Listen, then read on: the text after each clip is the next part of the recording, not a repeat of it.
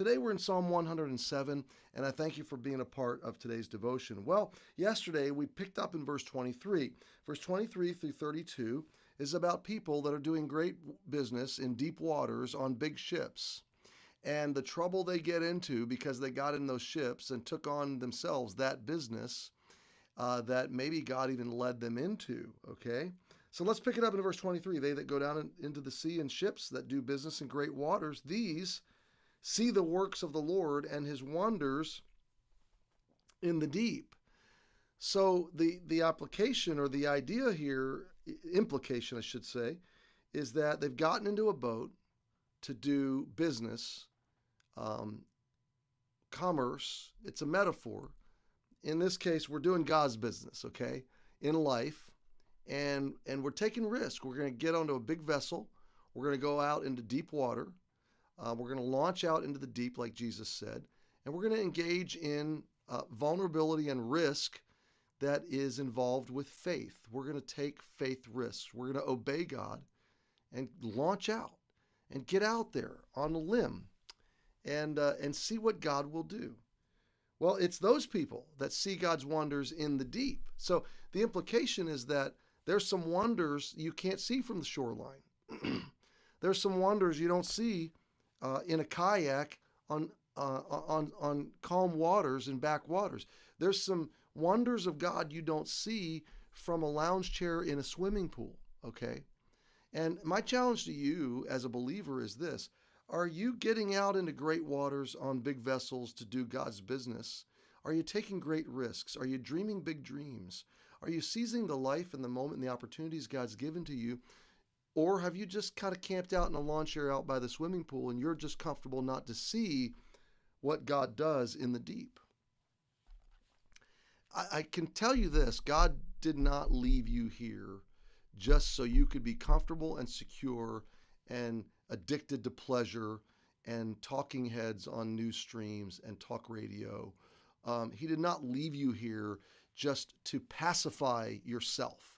He left us here with work to do, okay? And you say, well, it's risk. There's risk there, and I'm comfortable. I don't want to take risk. My friend, faith in God seems risky, but it never is, okay? It's only risky from our vantage point. There is no risk on God's side of the equation. And on the other side of that, you'll see there never was any risk. You had the faith of not being able to see the outcome, but there never was any real risk. It's all imagined. It's all fake. But here's what happens. And there's a lot here, but God says, if you're going to get onto a ship and go do business in great waters, you're going to see my works. You're going to see my wonders in deep places in life. Verse 25, for he commandeth and raiseth the stormy wind. You're also going to see some storms. But did you catch this? These are not random storms. These are not storms that are raging out of control. These are storms that God commanded and raised. So God leads people out on the water in big ships to do great business. He shows them his works and wonders, but then every now and then he raises a storm. He lets the winds blow. Isn't this, don't you feel like we're preemptively reading an account in the Gospels? Don't you wonder if Jesus took them to this passage and then looked at them and said, guys, don't you remember? This is us. I'm the one that raised the storm. I'm the one that slept in it. I'm the one that you guys woke up and that I told the storm to stop. He commandeth and raiseth the stormy wind, which lifteth up the waves thereof. So God calls me out onto the deep waters, puts me in a ship, takes me into what looks like risk. I'm going to see him do great wonders and works. He is going to command storms that toss me up and down. They mount up to the heaven. They go down again to the depths. And their soul is melted because of trouble. So this trouble is not because I sinned. This trouble is not because I was a fool. This trouble is because I obeyed. This trouble is because I was a follower. This is the trouble we come into because we had faith. Okay, so this is an awesome consideration right now. You can obey God into a storm. You can obey God into trouble. And your soul can be melted in that trouble. And you can be wondering, why did I get on the ship? Why did I try to do business in great waters? Why did I follow him? Why did I let him bring me out here to show me his wonders in the deep? I feel now like I'm going to die and my soul is melting. I have been there. I'm sure some of you have as well. We're going to have to leave this person on this ship, reeling to and fro in the storm that Jesus commands. Here's what I want to leave you with today. Jesus is directing your storm. He doesn't just come into the storm with you.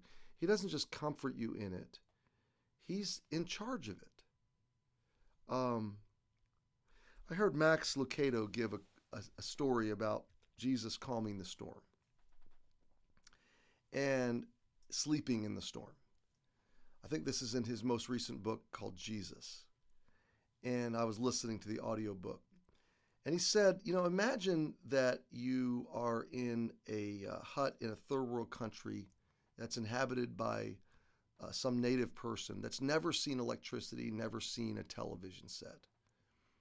And imagine that person is awakened to a television set in their hut. How scared they would be, how freaked out they would be, having never seen this.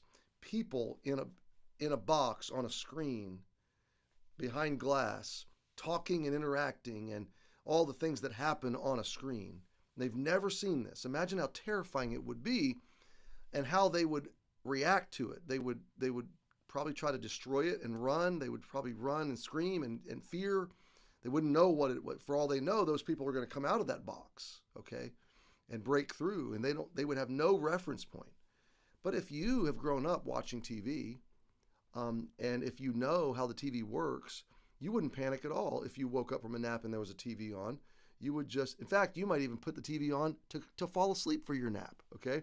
And you would just grab a remote and turn it off. If you didn't want to see what was happening or hear what was happening, you would turn it off. Flip the button and the box goes off, okay?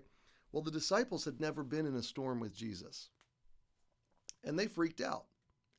He's sleeping in the bow of the boat. He's sleeping, which is an amazing thought, how tired he must have been, and the skill of being able to sleep so carefree in that kind of chaos. They are rowing and doing and sailing and doing everything they can do to get themselves safe, and they're just sure they're going to perish. They wake him up. They say, "Master, don't you even care? Don't you even care that we perish?" And Jesus just wakes up, looks around, and doesn't even need a remote. He just says, "Everybody quiet. So, peace, be still. Be still." And the storm stops. It's like you turning off your television set. Why? Jesus understood. There is no risk here. I'm in control of these weather patterns. And he did that to show them his wonders in the deep. My friend, your storm is completely in the control of God's sovereign providence. And he knows what he's doing in your life. And he doesn't want you to freak out. He doesn't want you to go, "God, do you even care?" Of course he cares. He knows exactly where you are, what he's doing, and he's going to show you his wonders. He brought you out to the deep. He raised the storm to show you his wonders. So don't freak out. Don't panic.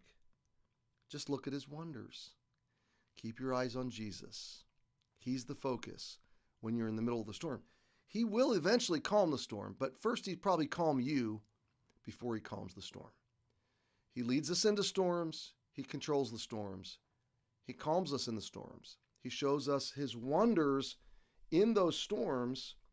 And when it's time, he can grab the remote, say the words, and the storm will cease. And you'll be released. And you will walk away going, "Wow, what manner of man is this, that even the waves and the winds obey him?"